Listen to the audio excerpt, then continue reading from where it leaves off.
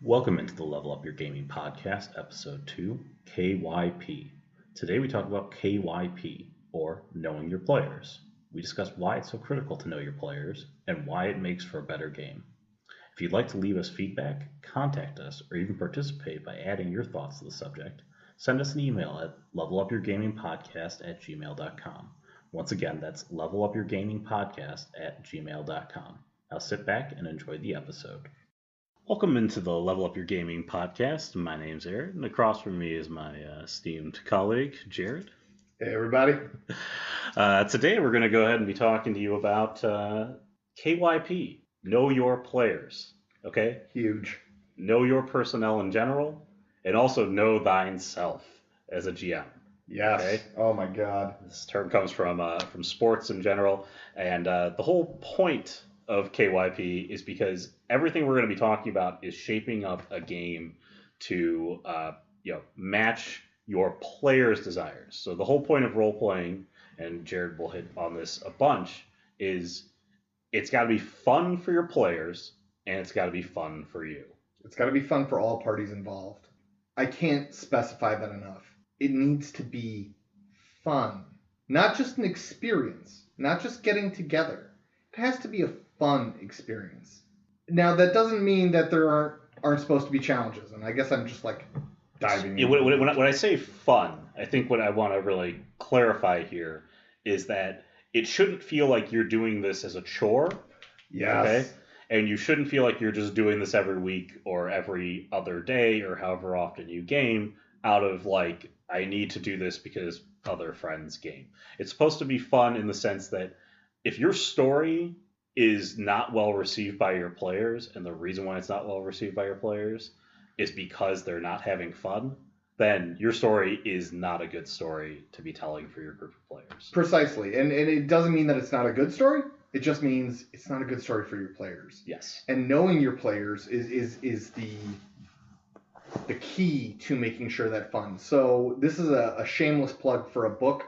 If you have not picked it up, you need to go out and pick it up. It's called Robin's Law. It's very short, but very good. It's like, what, 25 pages? Yeah, you gave it to us one time as like a little pamphlet or something. Yeah, like a PDF, and then I printed it up and was like, read this. And I resisted for a very long time. You were. You know what? I read it before we started the current set of games that we're doing right now, and it has honestly made me a better storyteller. It made me a better storyteller the moment that I read it, because there is a section in there about KYP, know your players. It's a section that encompasses how to analyze. It gives you a tool, and that's one of the things I'm always big about. Is give me a tool. Just don't tell me how to do something. Give me a tool. And Robin's Law gives you that tool to analyze your players, find out what's their play style, find out what is their emotional game. Yeah, where do they sit on the, power scale? Like, do they play as a power player? Do they play as an agreeable player? Do they, do they all like these maximum crunchiness, or do they like talking politics? Yeah, what do your characters like going into it, and how does your gaming group's makeup look? Now, if you're running like a one-shot con game, you're not going to have this luxury. But if you run a regular game for your players, it is incumbent upon you as the GM to be the person doing this analysis of people. Or if anybody GMs in your group, if you share the responsibility, you really should be doing this because your games will go to the next level. You'll be putting more challenges in their path that they want to experience. Absolutely. And it's a big thing about that, bringing that to the next level, because when you do that, your players are going to notice. Yes. They're going to notice. For example, and the thing is, don't be afraid when you do the analysis, because when you're going to end that analysis, you're going to go, oh my God. Because you're going to find out. I have a bunch of power gamers. I have a bunch of power gamers, or I have such a mixed bag that God help me. Like, I ran an analysis on our group, and I look at, I've got one player who is quiet, likes to stay in the background. He loves the intellectual characters. And then I have one of our players is a former United States Marine, and his crunchiness level, He needed maximum amount of carnage possible. And you sit back and you go, how the heck am I going to make a story that everyone's going to enjoy? It's not going to happen. And I had that panic moment. And then I had an epiphany. And this is a tool. When you create your games, create moments for each one of your players/player characters. In our detective game, yes, we've had Aaron's character who played a former lawyer, very talk person, empathetic, could figure people out. We had Ken's character who was a former police officer, specifically forensic analysis. He could do the crime scene. And then we had Brian's character Jim, who was our tracker. The man could, he understood the forest, he understood the woods, kind of like your rangers. In every story, now I'm not saying every campaign, I'm saying every story that I was, had the privilege of telling, I made sure that every player had a moment, their moment.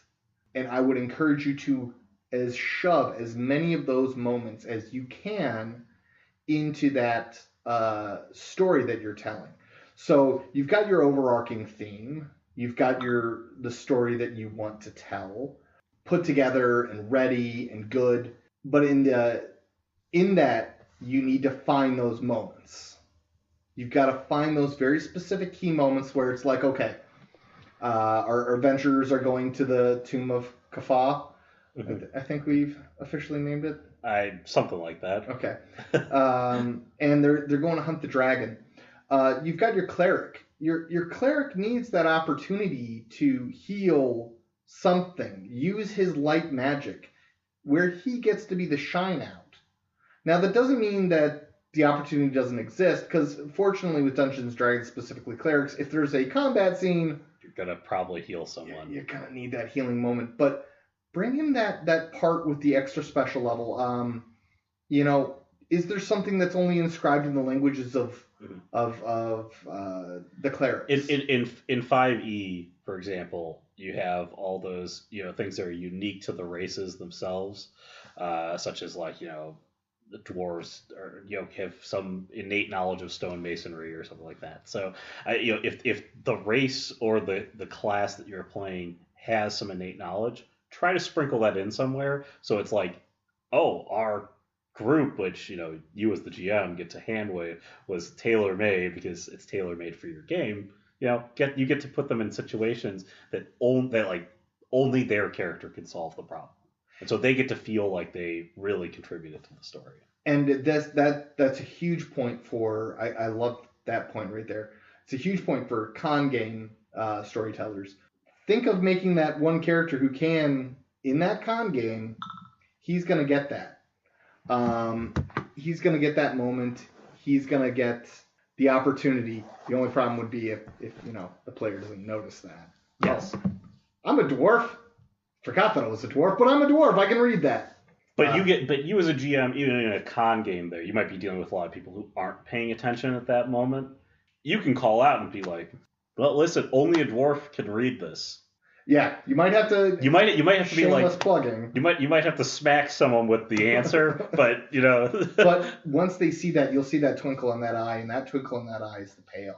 Yes. Oh my God, and it's just the emotional payoff of that. Like I've seen it in your eye, Aaron. Yeah. I've seen it in Brian's eye. I've seen it in Ken's eye. I've seen it in everyone's. And knowing your players was the guide to that. Because once you know your players and you know their emotional payoffs, and you look at the characters that they designed, then you can really create those moments. Especially on a week-to-week basis. It's huge, because then you say every week, like, how am I going to get him his moment? You got to remember, it's also not just know your characters, know your players. I mean, it's really, really important. I mean, knowing the characters are important, knowing their motivations are really important, but knowing the characters is so important because, like I said, you got power gamers, and if you're dealing with new people too, or new to gaming, the likelihood that somebody's going to be a power gamer is like really, really high. Okay, they want to get into freedom. They want to get into a combat. Okay, they want to really express the freedom that you promised them in the game. Yep. So they're going to say, I would honestly, you have to definitely focus on putting combat in that game and letting them shine. I don't care if it's PUDs that you're putting them against. You know, some really weak enemies, but man, if they could just mow through a bunch of them, they feel like the king of the world, and it really satiates them to allow for those intellectual moments to exist for the other characters. It does, and it exactly. Even because for a first time player, taking on the purple bellies of Serenity is a huge accomplishment for them. They think they're king of the world there. Whereas your more experienced players are going to be like, yeah, that was a purple belly. But don't just let everyone know, like, this is the first time player. And if there needs to be a discussion about that prior to game, like, guys, have the discussion just to make sure that everyone's having fun. They're going to have their moment in the sky. Or moment in the sun. So yes, knowing your players, analyzing their emotional points. I myself, I did a Robin's Law analysis on myself. I think I came in as the tactician. I build plans. You build plans, and you build pretty specialized characters around those plans. Oh, God. If you've never read it before, and I'm just going to kind of give you a quick hand wave over it. The scale goes like this. You've got your power gamer, which is somebody who min-maxes the crap out of their character to accomplish that. I'm sure when you're listening to this, you're going like, everyone's nodding, going, yep, I know exactly who that is in my group. Okay? Yep. And then you've got yourself the specialist, okay, who is really, really strong at doing this really, really specific thing. Okay? They're not very good at anything else, but man, they're really, really strong at doing this very, very specific thing. And right now you're going, yep, I know who that is. Okay? And then there's this other player over here, and then you start moving to the more analytical side of things. So you've got the player who likes to talk, and you got the player, actually I forgot the other two, because the other two are pretty amenable to all situations, except for the storyteller is one of them, isn't it? I think there's somebody who's really focused in on the story in general, and so like you have to have a story in your game. But the problem is that the two that I mentioned, the power gamer and the specialist, do not mix well with the two analytical versions. Okay, it's very, very hard, but the two analytical versions tend to mix better in a game that is more focused for the power gamer. So it's really, like I said, if you don't know what type of gamer or players you've got, you have a problem just in the fact that you're going to try to design a game because you yourself as a GM have a tendency to want to design games in a specific way. Yes.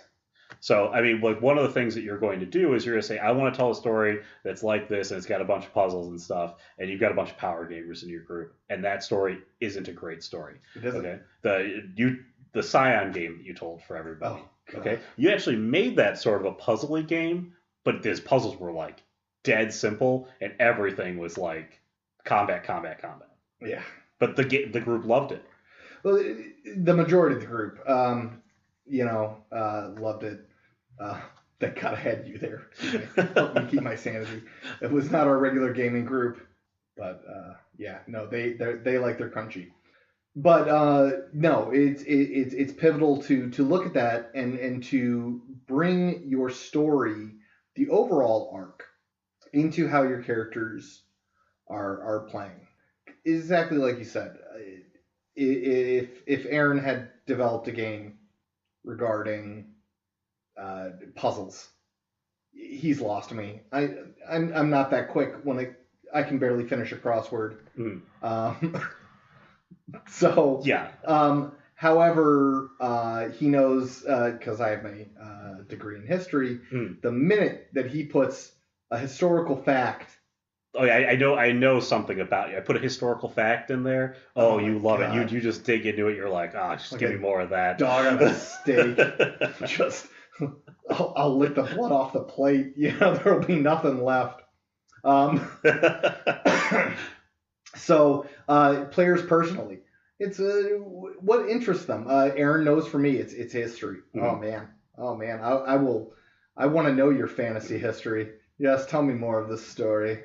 For me personally, it's a good mystery. It's a good. God. I mean, I love the mystery. I love the story. I despise having a game that does not have some sort of payoff at the end of it with the story, which is why like a sandbox game, which is what a lot of people like to run, is not a great game for me because No. it doesn't have a payoff at the end of it. It's like do what you want to do, which is fun, but I'm like, I kind of want to see like you have to give your players the ability to play, which is something that you've talked about a lot, to me prior to this. And aside from that, like playing, you also have to have something that they are trying to accomplish at the end of this, because the game has to come to an end, whether it's your chronicle ends or this chapter of the chronicle ends. It's like a book that you're reading. So the play is everything, is the meat of the book, but the start and the finish, those are, you got to get me there at some point. Exactly, and having that end and having that payoff is huge for you. But I mean, shoot, I put a door labeled "Do Not Enter" with you and Brian. You're gone. No, man, we're salivating. We're spending all day trying to figure out how to get inside that door. I could have puppies on the other side of that door. You wouldn't care. It's just I need to get through that goddamn door. The payoff could even be very simple. So knowing your players' little funny things, little quirks, because I will tell you this, and this is I guess a cautionary tale for players, or not players, storytellers, or GMs or dungeon masters, is if your players don't get their emotional payoff, don't get their time to shine, they will create their own, and it will not jive with what you're trying to build. Yeah, you ever want to see a game go nuclear? Just go ahead. Don't give them their time to shine. They will create it, and they will create it at the least opportune time. And the ones that are going to be the problem child when you get to that point is going to be your power gamers. Oh God. Okay, because their focus is combat. So if you have not provided and satiated enough combat, I think Jared's general rule is one combat. One combat per night. It can be a real short thing. It doesn't even have to be a gunfight. It can be a scuffle. It could be a couple of shoves and okay, man, I'm cool. Yeah, one fight per night, and then those players get they just like you've at least satisfied that part of them, so that they'll go along with the group because there's the promise of more. Exactly, because combat overall is exceedingly satisfying. Yes, it's very satisfying. It's dark arts out there like yes. It takes the longest to do in a game. Oh God! But it is very, very satisfying. For all players really involved, but for your power gamers, they're going to feel super satisfied because you can throw super strong challenges in front of them, and they're going to rip through them. Oh God, yes, and your power gamers will love you for it. And don't, because I know for me, I had a strong time reconciling that. Oh man, I'm just playing to the crowd. Yes, you are playing to the crowd. People don't make movies that people don't want to go see. That's the point, though. I mean, like that's why you also have to kind of know yourself too. Exactly. If you as a GM want to tell this story, it's going to be a story of political intrigue and all this stuff. Like you have a bunch of power gamers. That story is never going to work. That story's never going to work. We're going to take some real fancy dancing. Okay, that story is never going to work if that story never has combat involved in it. However, if you have power gamers, okay, and you sprinkle in a bunch of combat on top of all the political intrigue, the players are really going to enjoy the game, and they're going to go along with the parts that they don't really like because you have promised them more. Exactly. The first hit is free. Yes. And the other thing too is that you also have to remember that you as yes, you are telling a story that you want to tell, but how the players get to the end of that story is not up to you. Not up to the power or the necessity of agency. Yes. Player agency is key. As storytellers, we want to design and we want to create these scenes, but the player has to be the agent. Because if the player feels like they get there, the player is going to be invested with you the whole way. Okay? All players will feel like they are there the whole way. And if they get to have their moments to shine, like you've mentioned, then you end up with, a great game. And at the end of the night, if people are talking about your game, at the end of the day, whenever you do game, I don't know if you do it in the day or night, but at the end of your session, if the players are brunch game, brunch game. If the players are doing, are talking about it and going like, oh man, I can't believe that guy was a dragon the whole time, the whole freaking time, and they're like what's next, and they're trying to theorize and think about what you're doing next, and you just kind of sit there and you're like, yes, yes, and that's also like the best time to sit there and be like, I didn't think about that in your head, and you're like, oh my I'm god, bring that steal in. from your players. Your players are some of your players, especially if you're a storyteller like I am. Let their imaginations create the game. Oh, let their imaginations create. Like, there have been so many times that Aaron or Brian or Ken have said something, and I was like, did not think of that. Totally stealing that. They're their own worst enemies when it comes to their paranoia. Because I remember this one particular scene I had created. It was actually this group was benevolent. It was the Heritage Foundation. It was set at a Native American reservation, and this Heritage Foundation was really all about the heritage. All I had to do was put an NPC's name on there that the players had been dealing with and had put a whole lot of trust in, and also another NPC that they didn't trust, and suddenly their minds went racing that the entire town was against them. It was fantastic. Had I intended that? Absolutely not. Did I let that sucker roll? You're darn right I did. Made for great scene building. We trusted no one. The trust tree. I mean, it started the trust tree. Are you in the tree or are you not? And nobody was in the tree. Let's just put it that way. But again, it's so important to know about your players, because again, like if you don't know what they're looking for, and Jared brought the great point about letting them have their moment to shine. If they have their moment to shine, they feel like they contributed to the story, and when they feel like they contributed to the story, they're going to just walk with your game to the end of it. They're going to feel like 100% like they've just gotten a bite of that apple, and they're going to be more willing to go along with the things that you need them to do to get them to the end of the story. And that's great, because that brings me to my next point, which is gauging the fun.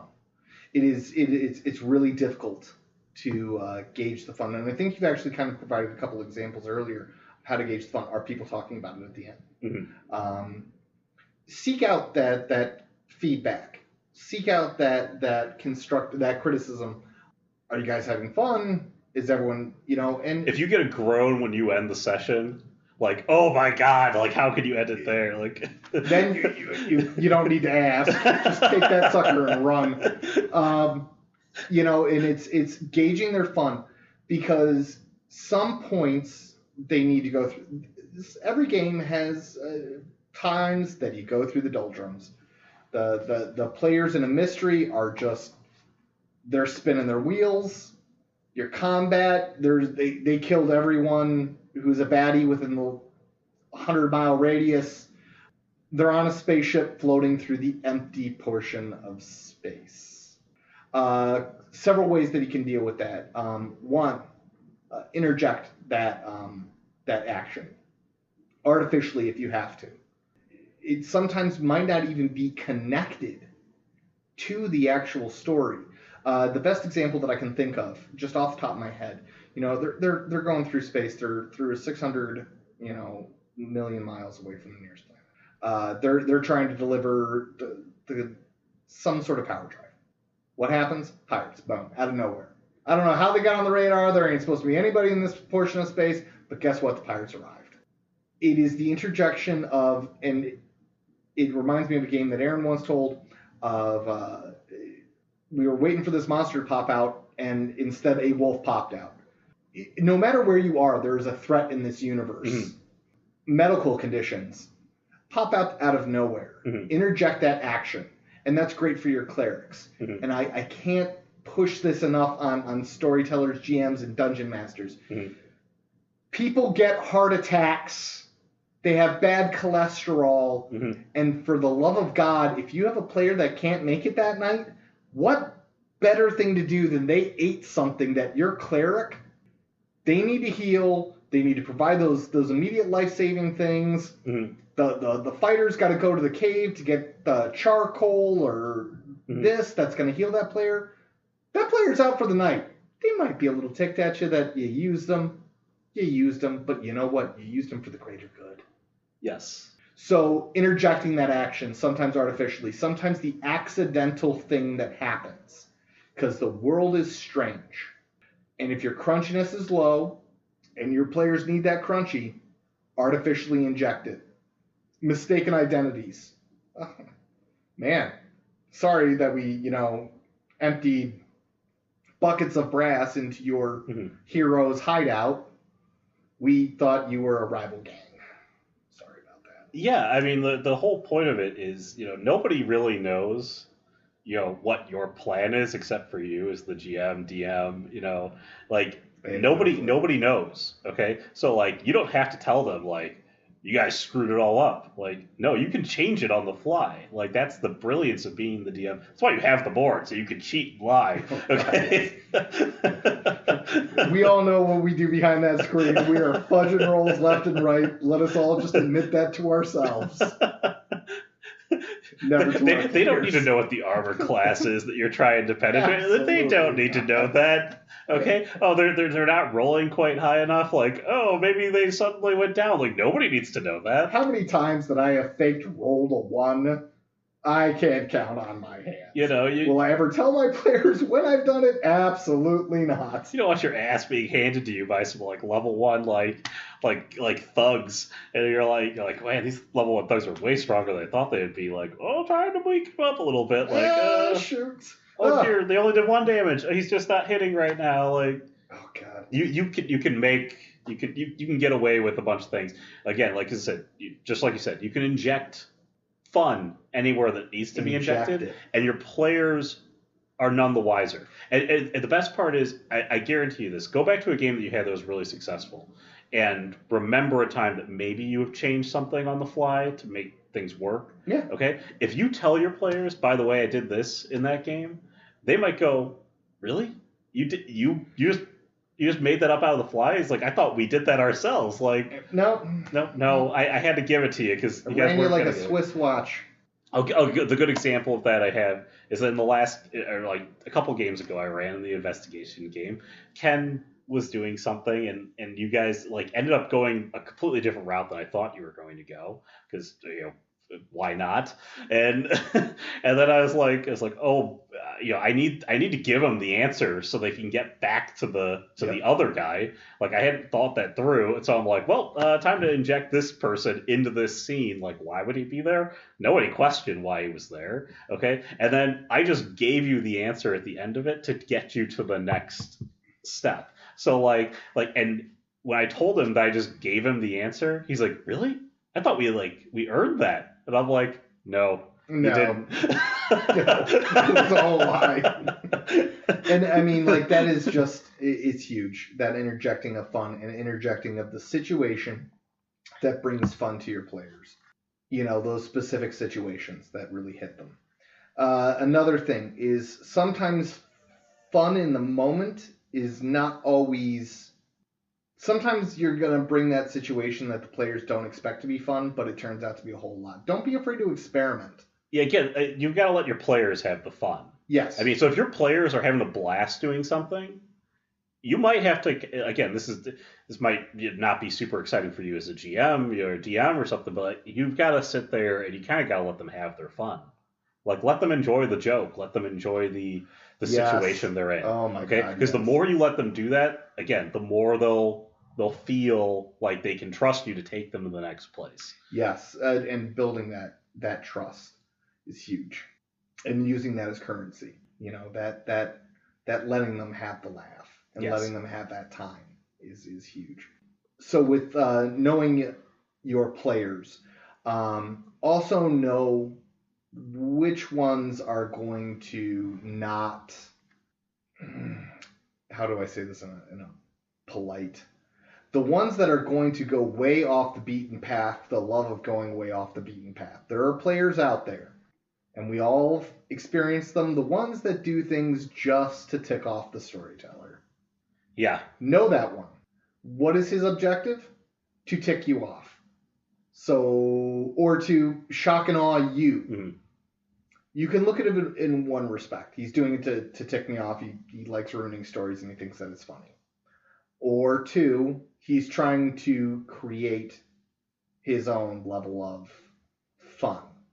Yeah, I mean, if his fun is strictly to tick you off, I mean, what you do is you sort of let them do some of the things they're doing, okay? And you kind of politely nudge that, oh, if you continue to do this, bad things are going to happen, okay? Yeah. And then you let them do it, and then maybe you throw like a minor consequence in front of them, like, see, like, bad things have started to happen. Yep. And then you throw in a really big consequence, which is like, sorry, I got to frag your character gets thrown in jail, something crazy like that. Like, something big. The world has consequences. It takes them out of the game, because the world has consequences, just like you said. It's full of consequences. And so knowing that player and knowing their emotional payoff and your disruptive players, what I'm going to encourage storytellers is to dive into them more closely. Tool. Have that talk with them. Not the serious talk, and I've heard it from many other role-playing podcasts of, dude, you're kind of destroying my game. Let's have a talk about it. I mean a talk of like, what do you want in a game? Let them tell you their wants, their desires, the players that you can't analyze, that you can't figure out on your own. Sometimes you might have to have that discussion with them of, what are you looking for? Mm-hmm. What kind of game do you want to play in? And that can bring a huge amount of insight. Huge amount. Look at their other things. Just like we talked about how I am a history nut. Well, what are the other things they like doing? Well, they love Star Wars. All right. Let's talk about Star Wars. Mm-hmm. Let's talk about maybe a Star Wars game. And let's see where they go with that. Mm-hmm. Let's see where they go with that. So, when it comes down to knowing your players, this is your key. Everything's a key. I know. This is one of your keys. Key one of 10,000. Key one of 10,000. Knowing those players, being able to provide those moments of fun and enjoyment is crucial. But the other thing that I always want to kind of press upon DMs, GMs, storytellers, STs, ASTs, is something that Aaron taught me not too long ago. I was creating a game, and I was not having any fun doing it. And knowing yourself is a huge thing. I was miserable creating this game. It was like a job for you at that point. It was worse than my job. I actually kind of like my job. I was building a game that I did not want to storytell. And Aaron stopped me and said, "Are you having any fun making this game?" And I was brutally honest. I was like, absolutely not. Not in the slightest. And Aaron said, then we shouldn't do it. Don't create a game. Don't storytell a game simply out of the need to storytell or create a game. Find an alternative solution. Develop a method that will find a different path. Yeah, just go to the well, do some one shots, do something else. If you really want a game, but you don't want to, you just can't develop that chronicle, go that route. Do some pre-gens, do some one shots, some easy combat stuff. Absolutely. Those are very easy, light, fun. But if you can't, or I mean, if you don't want to take an extended time off there, like that's what you can do. But otherwise, take a week off. Go to the well. Just relax. Don't feel like you need to create something. Yeah. And then, or have the game session, but don't game. Just talk to your players. Hey, what are you guys looking for? What do you want? What kind of game do we want to put together there? Again, it's all about knowing yourself and knowing what your players want. And ultimately, that's going to create and lead to better games. It's gonna level up that game. Boom, shameless plug. Shameless plug. Hashtag shameless plug. Well, this has been a great discussion here. Absolutely. But we're going to talk to you guys later next week. We'll have way more content coming out here soon. So, oh, yeah. So stay tuned. All right. All right. Take care, for Jared, I'm Aaron. Have a good night. Bye.